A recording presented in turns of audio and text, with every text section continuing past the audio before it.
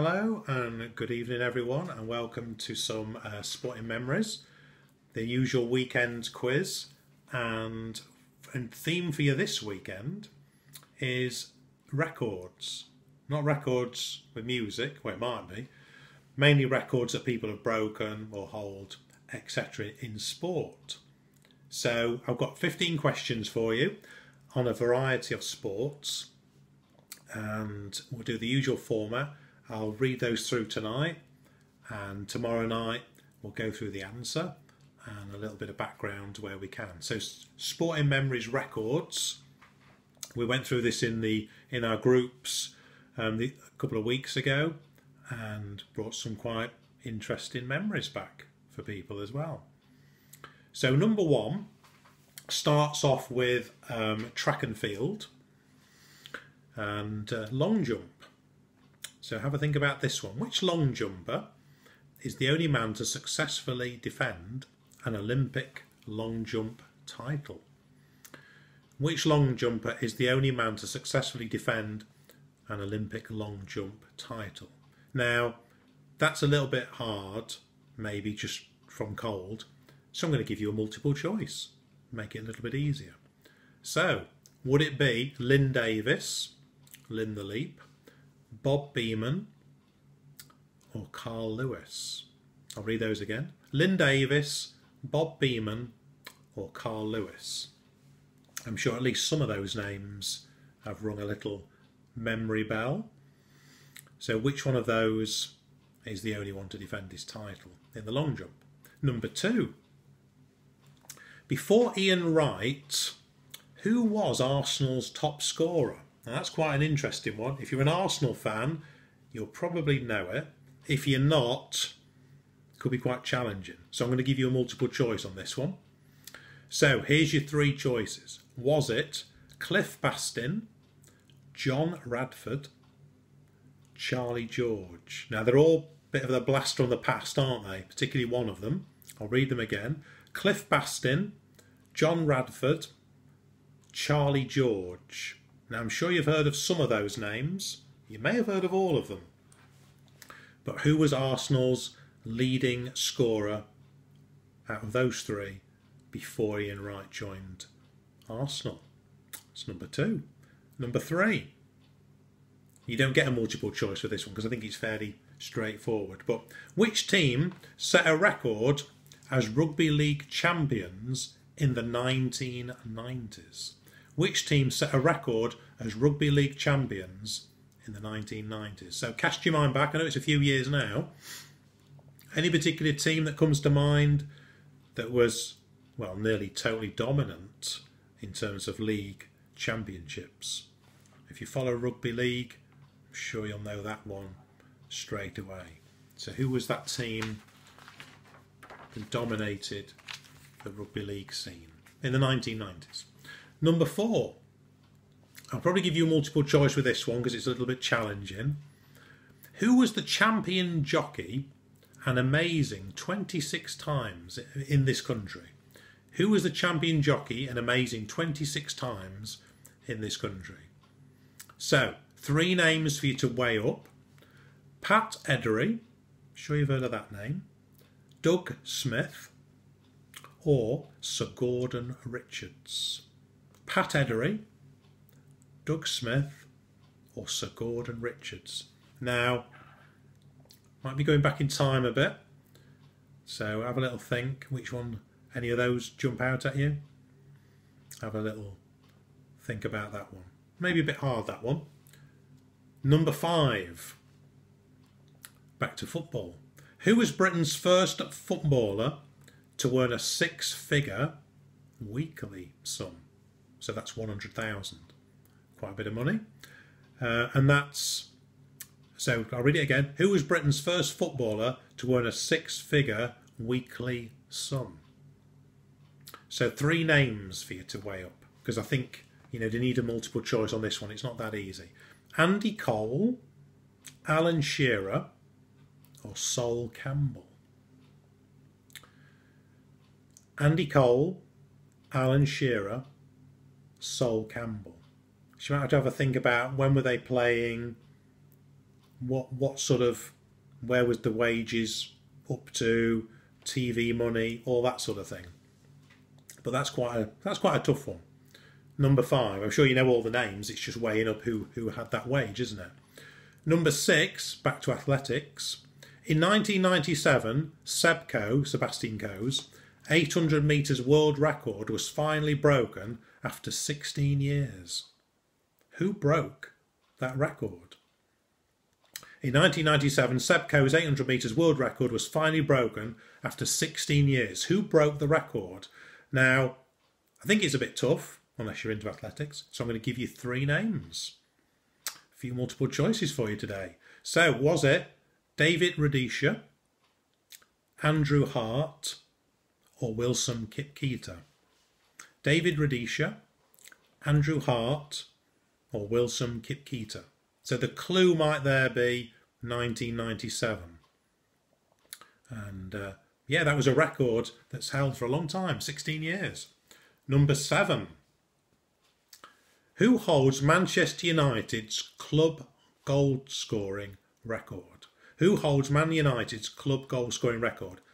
No multiple choices here. I think that's relatively easy, particularly if you're a Man United fan.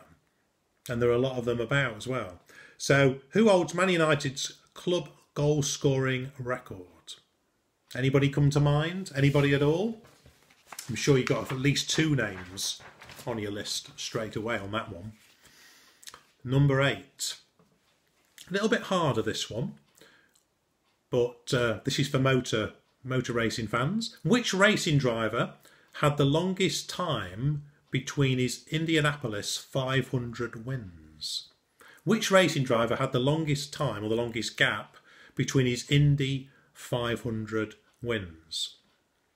Was it Mario Andretti, Nigel Mansell, or Juan Pablo Montoya? Mario Andretti, Nigel Mansell, or Juan Pablo Montoya? Should imagine at least some of those names ring a bell. But which of them won the Indy 500 and then won it many years later? Any names spring to mind on that one? That's number 8. Number 9, a little bit tougher this one, but you might be able to work it out. Billy Meredith. Now this is going back a long way. Billy Meredith was playing football for which country when he was the age of 45? Which is pretty impressive, wasn't it? 45 years of age, playing international football. Did Billy Meredith play for Scotland, England, or Wales? Any ideas? It is a bit of a blast from the past, but we did have a few of our chaps who identified who he played for, which international team. That's Billy Meredith. Number 10. Gillian Clark. Gillian Clark made record England appearances, but in what sport? I'm sure that name might ring a little bit of a bell. Gillian Clark made record England appearances in which sport? I'm not going to give a multiple choice because I think I'll give it away straight away. Have a little think. Maybe not the most followed sport in Britain, but you've probably all played it. There's a little clue for you. What sport did Gillian Clark make record appearances for Britain? Okay, number 11, back to track and field. Which British hurdler set a world record at the 110 metres hurdles, which stood for over a decade? Which British hurdler set a world record in the 110 metres hurdles and it stood for over a decade? Now, I'm not going to give you a multiple choice because I think this is a pretty famous name and you'll get it straight away. Obviously, if it's the 110 metres hurdles, we're talking about males because the women run the 100 metres hurdles. So we're looking for a British hurdler, world record holder for over 10 years, and as another clue, he won golds in practically every top meet. Commonwealth, World, etc. So who was that individual? Number 11. Number 12. Back for you motor racing fans again. Who holds the record for being the youngest winner of a Formula One Grand Prix? Who holds the record for the youngest winner of a Formula One Grand Prix? Now, you don't have to go back in the past. It's quite modern day, this one. So think of the last, say, I don't know, 10 years or so. Which riders did you follow? Who came onto the scene? And who started winning really young? So who holds the record, the youngest winner of a Formula One Grand Prix? So that's number 12. Number 13, snooker. Which player holds the record for the most snooker world titles in the modern era? So we don't need any Fred or Joe Davis. They had reams and reams. More the modern era. So 60s, 70s onwards. Which player holds the record for the most snooker world titles, that's crucible titles, in the modern era? Any names? Can you make a short list up? Is it down to, say, one or two? Who do you think that could be? So that brings us to number 14, the penultimate one already. So, which English football club has spent the highest number of successive seasons in the top division, having played all 101 years in the top flight since 1919? Any ideas? I'm not going to give you a multi, because I think any football fans can probably put that down straight away to 2 or 3 teams that it could have been. The way to look at it might be, if you think of a team, can you remember that team ever being relegated or playing in a lower division?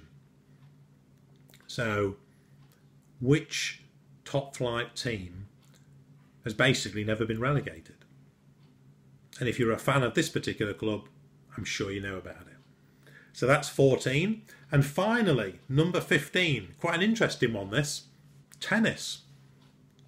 Which male tennis player became the first to win an Open-era Grand Slam singles title in 3 different decades? Which male tennis player became the first to win an Open-era Grand Slam singles in 3 different decades? Now, the first thing is, you don't have to go back donkey's years. That's the first clue. Think about where we are now, and think about... So you don't have to go back in time too far. So this one should appeal to all ages. The first male singles title winner in 3 different decades. So a few challenging ones there. A few multiple choices though, just to balance it out a bit. Hope you've enjoyed it. And I will reveal the answers to you tomorrow night. All right, so bye-bye for now.